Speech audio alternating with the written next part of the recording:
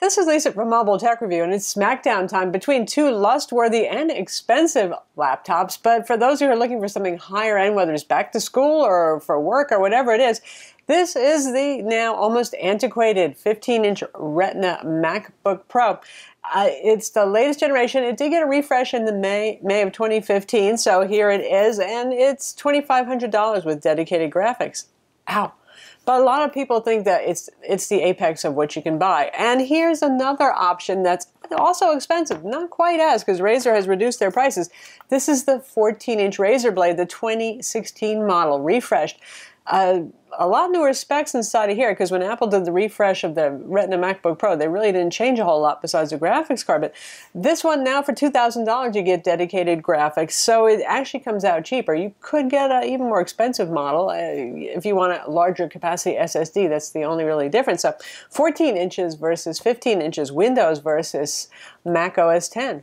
We're going to look at them now. So, both of these are quad-core Intel i7s, but the Mac is 2 generations behind at Haswell. And we have Intel Skylake 6th generation in the Razer blade. That doesn't make that much of a difference in terms of performance, so there's about 5% gain maybe. And in fact, our benchmarks that involve CPU that you'll see for comparison, the Mac pulls ahead, but that's because it has the highest end. It's a $3,200 configuration with just a higher clock speed Core i7. The integrated graphics, however, are significantly faster with 6th generation versus 4th generation for those times when you're not pulling in dedicated graphics to get work done. Both of these have 16 gigs of RAM. It's soldered on board. You can't upgrade it. And they have PCIe SSDs, NVMe, the faster kind. So they're pretty even on that front, too. Now, when it comes to ports, there's a difference here. The Razer blade is forward-thinking. It has Thunderbolt 3 that also does USB-C. The Mac is still back in Thunderbolt 2 land, but it does have 2 Thunderbolt 2 ports versus 1 Thunderbolt 3 port on the Razer blade. And those also do mini display ports. You don't need any dongle adapters that you would need for the Razer blade to go from the Thunderbolt 3 USB-C to DisplayPort. They can both drive 4K monitors at 60 Hertz. With the Mac, it's more of an annoyance, though. They don't support third-party peripherals as well. So, I mean, I actually have this set up, and I'm often fighting with my LG 4K display on the Mac, because sometimes it doesn't want to wake up and see it anymore, or it goes back to 30 Hertz. It always works better with Apple-branded products, but they haven't come out with a 4 or 5K Thunderbolt display yet. Both have HDMI ports. The Razer blade has 3 USB 3.0 ports. The Mac has 2 USB 3.0 ports, but the Mac has a SD card slot. The Razer blade doesn't have that. Neither has Ethernet built in, so you'll need a dongle adapter for that if you need it.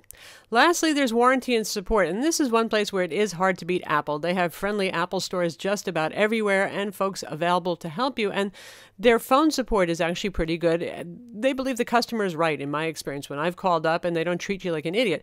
Now, Razer has really good phone support in the U.S. That's not going to help you folks overseas, though, and I hear that their email and their web chat support isn't as pleasing an experience, but their phone support's pretty good. So first and foremost, and I say this every time we have a Mac laptop versus a Windows laptop, is which operating system do you want to run most of the time? Yes, you can install Windows on the Mac, and it runs just fine, but you lose all that driver goodness. The Trackpad driver isn't as great under Windows. Power management is not as good. The battery life is not going to be stellar like it is under Mac OS X. And also, you're going to be stuck running dedicated graphics all the time. There's no auto switching of graphics for the Mac if you're going to run Windows on it. So if you're happy running Mac OS X, and it's a fine operating system, so you certainly could be happy with it, then the Mac is good. But if you really want a Windows machine, I strongly suggest you look at something that ships with Windows on it. In this case, in this comparison, that would be the Razer Blade 14-inch model. Next up, gaming. If you're into gaming, well, obviously Razer is a gaming enthusiast brand, isn't it? And beyond that, the NVIDIA GTX 970M is a very powerful GPU, one short of being the ultimate top of the line that you can get for a mobile product. So this is great for gaming, this Razer Blade right here. The Mac is really designed for pro apps, and I almost think in a way that Apple switched from NVIDIA to AMD just to avoid people trying to play Windows games on it, because the cooling on it, boy, it is going to scream loudly if you try to play demanding Windows games on it. And Honestly, with the AMD R9, it's got the 370 in here. That's a fine GPU for doing Final Cut Pro, which is Apple's own product, and it's what a lot of video producers like to use. We use it, in fact.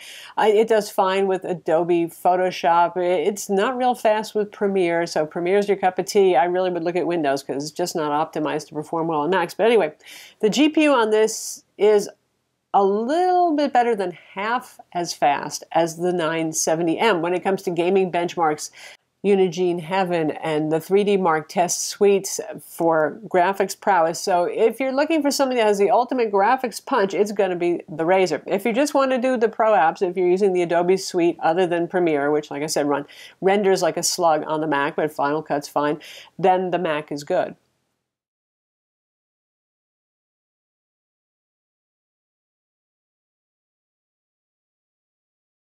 Now, how about displays? Like I said, really, this is an important factor right here. Do you want a 15-inch or do you want a 14-inch machine?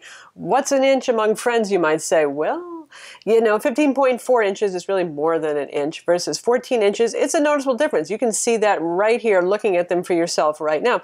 If you want as much screen real estate as possible, of course, you don't want to go as big as a 17-inch, which Apple doesn't even offer and is awful big. Well, the Mac could be a better choice. If it's your primary machine, you're not going to use an external monitor, and you like living a little larger, a little easier on the eyes. The Razer Blade is really a lovely, sharp IGZO panel, and it has a lot going for it, but it really depends on the size that you prefer. Speaking of sharp IGZO, that's a QHD Plus 3200 by 1800 display on the Razer. It has slightly higher color gamut than the Retina MacBook Pro, which is impressive because Apple, you know, has pretty good specs on their displays. Brightness is pretty close. Both of these are quite bright. Now, the Mac has a 16 by 10 aspect ratio. That's why you can notice it's a little bit more square. Some people like that. Some people could care less. That's 2880 by 1800. So the resolution is pretty close between the two of these. Honestly, obviously, the pixels are stretched across a wider area on the Mac, but they're both high resolution enough. In terms of viewing angles, the Mac with the IPS display has better viewing angles than the Razer Blade. Now, it's pretty much, you know, if you're looking straight on with both of these, they're going to look just fine. We're talking about more extreme viewing angles for people who are really picky. Angles that you actually probably won't be using your laptop from. The only time it is noticeable is if you tilt the Razer display way far forward, more than you really would. I mean, like this. Then you'll see some brightness shifting, but you're not going to use your laptop like that anyway. So in terms of quality, both very good. A little higher color gamut, a little bit more zing on the Razer, but the Mac, a bit better factory calibration, and, well, it's the bigger panel. While we're going to talk about the keyboards here, let's talk about those up-facing speakers that flank the keyboard for both of these. So same design going on there. Both of these have very good speakers, loud, full, and rich. It'd be hard to pick a winner here. Honestly, they're both way above average. Now onto the keyboards. Both of these are backlit. Of course, the Mac is your kind of normal business laptop, and it has white backlighting. The Razer is a gaming-oriented product. You could set it to have white backlighting, but you could set it to have any color that you want. It has a chroma backlit keyboard, and you can learn more about that if you check out our review of the 2016 Razer Blade. But, you know, red, green, blue, magenta, scintillating lights, doing the wave, anything like that, you can have it there. So if that floats your boat, if you want to have the WASD keys light up in a different color for a game from the other keys, you can do that. In terms of typing, I actually like them both pretty well. And key travel is short on both of these because these are very thin, light machines. But they're, you know, everybody says the Mac has the best keyboard. I don't know about that. Or a ThinkPad for those of you who want more travel. Honestly, I like typing on both of these equally as well. For the trackpad, it's really hard to beat Apple trackpads. That Force Touch trackpad is pretty darn nice. But the Razer is one of the better ones you're going to find on Windows laptops. And in 2016, they really closed the gap between Mac and Windows laptops. No more, you know, hideous trackpads on Windows. And this is one of the nicer ones, so it's close enough that I call a tie on this one. Let's talk about internals, battery life, stuff like that. Apple has the clean and pretty design. There's no vents here. You can't see the fans, all that sort of thing. You would think that that would make it get burning hot. Well, it does get pretty hot and loud if you're pushing it. I've noticed using this that Adobe Photoshop is something. If I'm editing RAW files, the fan will just go, woo, you know. But it doesn't get dangerously hot. Let's put it that way. I wouldn't want it on my lap without something between it and me on my lap. Now, the Razer Blade has obvious vents for its two fans right here, and it's also similarly loud and hot if you're doing demanding work. Now, Photoshop doesn't get it as hot and loud. I think that Adobe CS apps are just better optimized on Windows these days. But doing things like Premiere, that will get the fan going, and gaming, yes, you'll hear it, and it'll get pretty darn toasty on the bottom where you would want to have something between it and you. So basically, thin and light, powerful machines, these are both going to get hot. They're both going to get loud sometime. In terms of upgradability, well, Macs don't have a fantastic reputation for that, but you could remove these pentalobe screws, and you do have access to the PCIe SSD should you wish to upgrade in the future. RAM is soldered on board. RAM is also soldered on board the Razer Blade, and both of these are shipping with 16 gigs of RAM these days, so that's pretty good. I think for most of us that's more than enough RAM. You also have access to the PCIe SSD in the Razer Blade. Both of these are the fast NVMe kind. Now, Apple tends to get better scores on synthetic benchmarks. Their support for NVMe is a little bit more sophisticated than Windows 10 right now, but that's another issue right there. So, not wildly upgradable for either one of these, but you could upgrade the Wi-Fi card pretty easily on the Razer if you wanted to. Both of these have very good dual-band Wi-Fi 802.11ac with Bluetooth, though, so I don't think there's going to be any reason why you'd want to do that. Now, in terms of build quality, these are both impeccable. These are aluminum unibody. Well, obviously the bottom panel is unscrewable on both of these, but aluminum unibody designs. You could almost call the Razer Blade a black book instead of a MacBook. Similarity in design is there. Neither of these is what you would call heavy. At 4.5 pounds for the Mac and 4.25 pounds for the Razer Blade, and that's fair because the Mac is a little bit bigger machine, bigger screen sizer. They're both very thin and light. They're both impeccably built. But one thing for you tidy types, look at the Razer Blade, and it just shows fingerprint oil like crazy.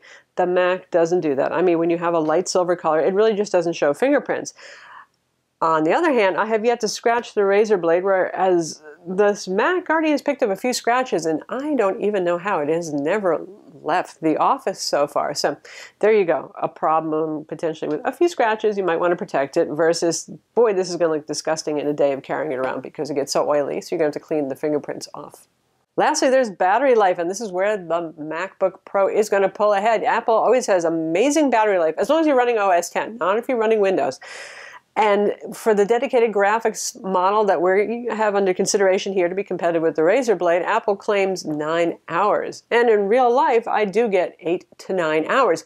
That's with productivity and streaming video. If you're going to be rendering video all the time, if you're going to be playing games, you'll have shorter battery life. But for average productivity use, unplugged, that's how it goes.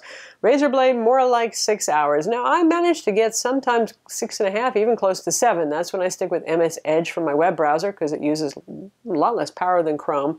And again, just for productivity, writing in Word, streaming some video, browsing the web, that sort of thing. Nothing heavy lifting. It, too, will have shorter run times if you do very demanding things. So there it is.